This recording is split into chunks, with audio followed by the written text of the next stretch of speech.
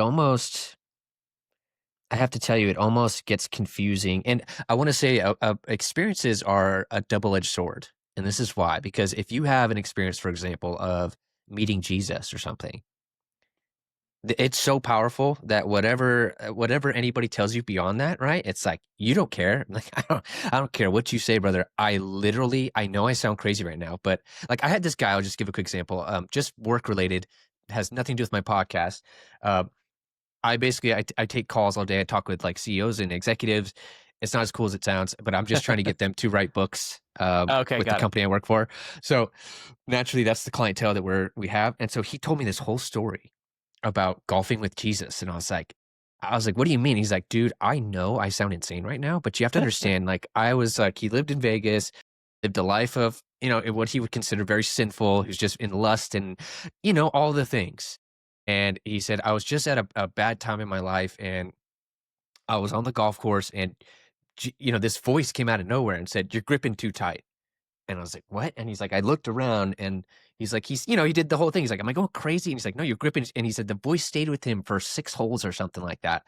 And not only that, but he said, in order to get him to trust, he's like, "Why don't you hit the ball?" And he said he drove like 350, some wild numbers. He was like, "I'm telling you, I know how it sounds."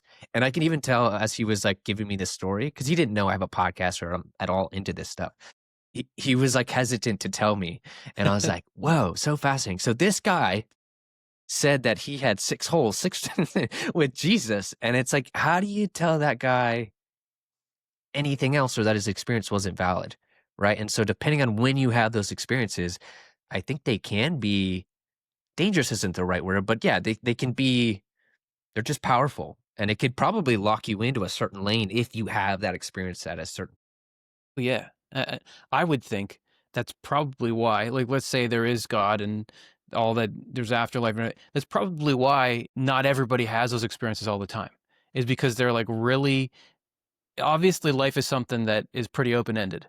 You wake up in it, and you don't know, like, what's real and what's the big ultimate truth, and there's not, like, a big sign in the sky that says, "Do this." So it's mostly like, okay, go open world, choose your own adventure, like, try to figure out what's right, and Swedenborg even talks about this, that, like, a miracle or something like that, it actually locks you in, just like you're saying, so much so that you no longer use your rationality and your freedom to like examine things. So he's like, it's a difference between like a person and a statue.